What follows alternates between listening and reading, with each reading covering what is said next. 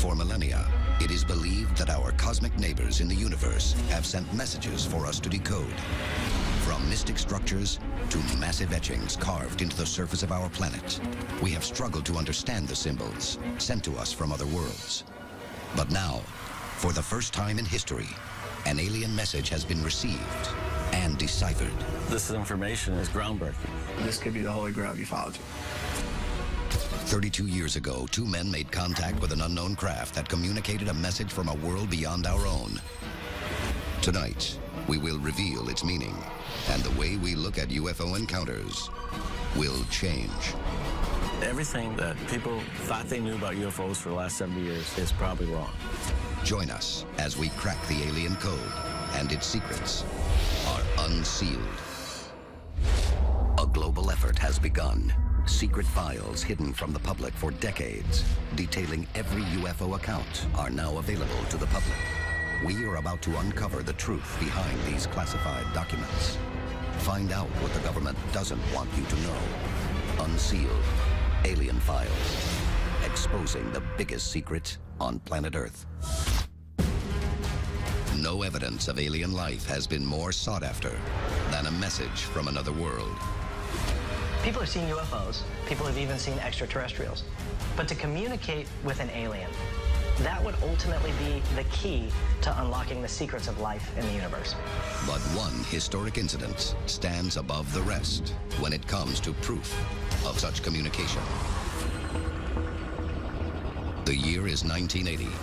In the midst of the Cold War, the entire world is on edge. The possibility of nuclear annihilation sparked by conflict between America and the USSR is at an all-time high. This is December 1980, period of extraordinary international tension. Ronald Reagan has been elected as president, and Margaret Thatcher is in power in the United Kingdom. This is a period where the Cold War is decidedly frosty, and indeed there's a danger that it might become pretty hot. In preparation for a counterstrike, U.S. troops are stationed at Bentwaters Royal Air Force Base just outside the forest of Rendlesham in the UK. Around 3 a.m. on the night of December 26th, radar loses track of an unknown object in the woods outside the base. Soldiers on guard duty notice something strange high above the forest. These men saw unidentified lights in the forest from the gates of Bentwaters. Radar indicated it could potentially be a downed aircraft. Among the soldiers to witness these lights are Airman First Class John Burroughs and Staff Sergeant Jim Peniston. They quickly form a team and are dispatched to the woods for investigation. What they find after driving into the forest is not a downed aircraft. As I was getting out of the vehicle, it felt like there was static electricity in the air. Things felt abnormal. Both of us at that point kind of looked at each other and realized that maybe something was actually going on. Above the trees, the two men see the silhouette of a triangular-shaped craft lowering to the forest floor. The air around the object was electrified. It was like dancing on our skin and our clothes. At that point in time, I knew it was an aircraft crash. I knew I had an unknown object in front of me. Sergeant Peniston immediately reaches for his notebook to record the details of a craft that defies logic. His sketches show an object 9 feet on each side and almost 6 feet tall, with mysterious symbols etched along the side of the craft. One of the things that sets Rendlesham Forest apart from almost every other UFO case you look at is this wasn't just lights in the sky. This was a landed UFO. John Burroughs and Jim Peniston got extremely close to this object. It had come down in a small clearing in a forest, and indeed Jim Peniston claims that he got so close to this thing, he was able to reach out and touch it. I took my hand and ran them over the bottom symbols all the way across. It felt like going from the smoothness of the metal to like feeling sandpaper on each of them. But then, something happens that will change his life forever. Out of all the glyphs, there was one that was larger than all the other ones. And so I decided to go ahead and touch that one. When I touched that symbol, I had an explosion of white light where I couldn't see. I was blinded. And I started seeing ones and zeros flashing. They were like inside my mind's eye. The ones and zeros burn into his memory, leaving an imprint of an alien code. I think I was just plain terrified. Somehow, I was able to go ahead and pull my hand off, and it stopped. the craft started to move a little bit, and it was gone in a blink of an eye. Next, the two men who witnessed the craft in Rendlesham Forest reveal a shocking secret about what else they experienced that night. And their hunt for the truth reveals chilling real-life recordings of one of the most shocking alien contacts of all time. It's coming this way. It is definitely coming this way.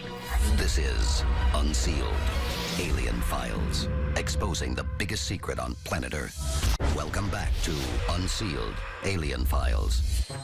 On the night of December 26, 1980, Sergeant Jim Peniston and Airman First Class John Burroughs experienced a UFO encounter deep in the United Kingdom's Rendlesham Forest.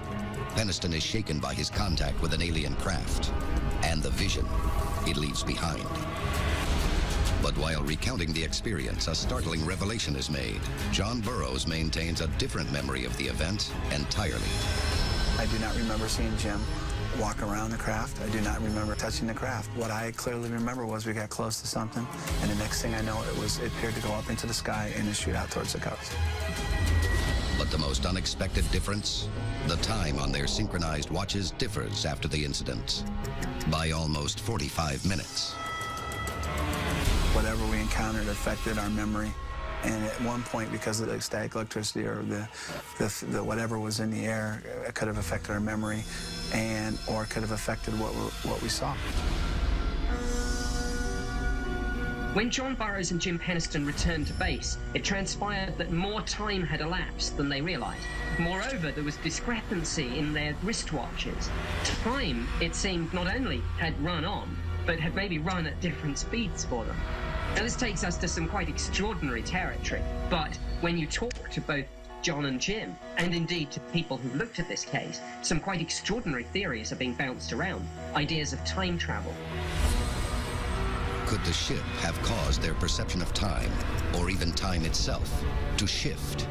Their search for an answer leads Burroughs back to the woods and uncovers evidence that must be heard to be believed. Unsealed case file, the Charles Halt recording. The following evening, John Burroughs meets with Deputy Base Commander Charles Halt to re-examine the site of the encounter. They surveyed the area of the alleged sighting and checked nearby trees for radiation. When I first met up with Colonel Halt, one of the things that came up was that he said everything that night that was going on, all the radio traffic was being recorded through the command post. You're getting readings on the tree you're taking samples from on the side facing the suspected landing site. 4 clicks max. Up to 4. Interesting. That's right where you're taking the sample now. 4. That's the strongest point on the tree? Yes, sir. Instead of just clicking, if it was detecting something, pegged all the way over on the right side of the meter. But the course of the investigation changes suddenly when a soldier on Colonel Halt's team notices something especially unusual. A glowing light spotted in the distance. There it is. Hey, I see it too. What is it? We don't know, sir. So can I get some? Yeah, it's a strange, small red light. Looks to be out maybe a quarter to half mile, maybe further out. I'm going to switch off it. The light is gone now. It was approximately 120 degrees from the site. Is it back again? Yes, sir. There's no doubt that this is genuine, and it's quite extraordinary. You can hear the tension and the fear in these men's voices as the UFO approaches them. At one point on the tape, you can hear the UFOs coming closer. I saw a yellow tinge in it, too. Weird. It appears to be maybe moving a little bit this way. It's brighter than it has been. It's coming this way. It is definitely coming this way. Pieces of it are shooting off. There is no doubt about it. This is weird. The object exploded into a bright white light and shot back out towards the coast. Colonel Holt has spoken about this, and he said, was this communication? Was this a warning? What was it? On January 13th, 1981, Colonel Halt writes a memorandum to the United Kingdom's Ministry of Defense about the incident. In it, he confirms that what Peniston and Burroughs encountered on the previous night was no figment of imagination, but a real phenomenon, experienced by Halt and his team as well. 2 crucial pieces of evidence to support the Rendlesham incident was the Halt memo and the tape recording. But what we found out years later was that there was another even more significant piece, and that was the code that Peniston received when he touched the craft. But in this point in time, he was still keeping the code a secret. I couldn't sleep. I was still having ones and zeros flashing. And after I pulled that notebook back up to look at the original glyphs I drew, I started writing them all down.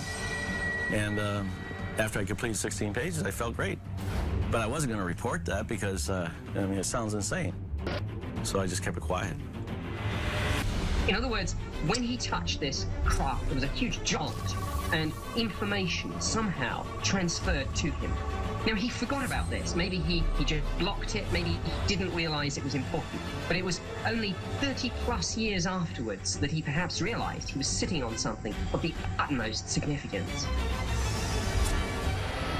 Coming up next, we reveal the meaning behind the code in Peniston's notebook and uncover the shocking identity of the beings who sent it to us. This is Unsealed, Alien Files, exposing the biggest secret on planet Earth. Welcome back to Unsealed, Alien Files. Retired U.S. Air Force Sergeant Jim Peniston has kept a secret from the world. 16 pages of zeros and ones he received in a vision, communicated by an alien craft in the forest of Rendlesham. For 30 years, these pages remained hidden until a chance reunion with his partner, John Burroughs, in 2010. As we were going through the book, he came to some pages that had zeros and ones on it. I looked at it and I said, these are binary codes. Binary is important because it's the foundation of digital communication. In 1974, Carl Sagan and several other scientists broadcast a message at a frequency of 2,380 megahertz at a power of 1,000 kilowatts into deep space. When the Arecibo message was sent up to the heavens, at that time it was the most powerful message we've ever sent. The message was sent in a form of digital code that is composed of long strings of zeros and ones, a type of communication known as binary code. The easiest way to understand binary code is to think of it as like Morse code. Morse code has dots and dashes. Binary has ones and zeros. So you put 8 ones or zeros together and you get a byte of data. When we decide to send a message to the heavens in hopes to communicate with an alien civilization, binary code was decided by scientists because it really is that universal language that if any intelligent race in the universe were to master science, binary code would be the easiest thing to decipher. So when we sent the Arecibo message to the heavens, we gave details about where we were in the universe, what our human DNA was like, and some other details about who we are as humanity. If Peniston truly received an alien communication and we were able to decode it, I think that message in itself could potentially change humanity. Unsealed case file, the alien code. In 2012, I was given 6 pages from Jim Peniston's notebook. They contained binary, and I was asked to see if there was a message contained inside. Nick Siskey was hired to take the first 6 pages of Peniston's 16-page code and determine if in fact they meant anything at all. So I was skeptical I'd find anything in these binary notebook pages, but I started typing the ones and zeros into my computer, running them through my translator, and I was shocked to find a short message, which read, "Exploration of humanity. What appeared to be latitude and longitude coordinates, continuous for planetary advance." When I saw the message, a chill ran down my spine. I was honestly not expecting to find anything in the binary. And here was what appeared to be a message that would come from aliens if they were trying to communicate with us. Exploration of humanity for planetary advance. The message could be instruction, or perhaps even a warning. A possibility made only more intriguing by the numbers that appear within the code. It's the right number of digits, north and west, indicating somewhere on planet Earth. And when plotted on a map, these coordinates fall on an unlikely location off the coast of Ireland, an island once known as High Brazil. High Brazil has sometimes been dubbed the Celtic Atlantis. It's a sort of lost land, a mythical country, as it were, that some believed was the site of an advanced civilization. According to legends, those who have seen High Brazil reported a land filled with an advanced and wealthy civilization whose architecture consisted of golden towers and majestic domes. Then suddenly in the late 1800s, the island literally disappeared from the map. But in the pages that follow, continued analysis has uncovered other coordinates from around the globe. In the binary code, it clearly shows grid coordinates around the world. And the grid coordinates are located in southwest United States, which is Sedona, Central America, South America, Greece, Egypt, and a location in China. Many have speculated that the message is pointing to these locations as the origin of alien ancestors on planet Earth. But there is more to this story than we've been led to believe. Many people believed that this binary code could be the smoking gun that blows open not just the Rendlesham Forest mystery, but the whole mystery of the UFO phenomenon itself. But to fully understand the message, we must answer the question, who sent it to the human race? And perhaps the most shocking revelation of the Rendlesham encounter is that Jim Penniston believes he has the answer. Why would a race that traveled thousands of light years play hide and seek with us, give us a binary message, and why is it in English? And why has the craft got markings like a U.S. aircraft? There's what, thousands of questions like this. It doesn't point to alien. This is not about UFOs. Coming up next, Jim Penniston exposes the creatures behind the sighting in Rendlesham Forest with an answer that will shock the world.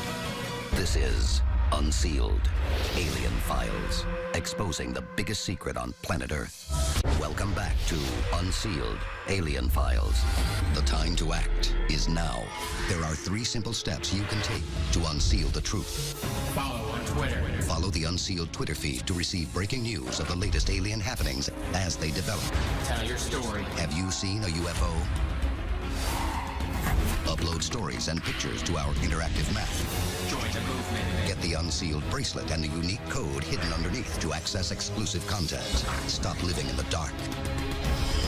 Get involved in the fight to unseal the truth. Now. Within the 16 pages of binary code recorded by Jim Penniston in Rendlesham Forest, the most important detail may be Penniston's explanation of who gave it to him. This is not about UFOs. It doesn't point to alien. What I seen was a craft that was us from the future. Perhaps the alien code is actually a message from our own species.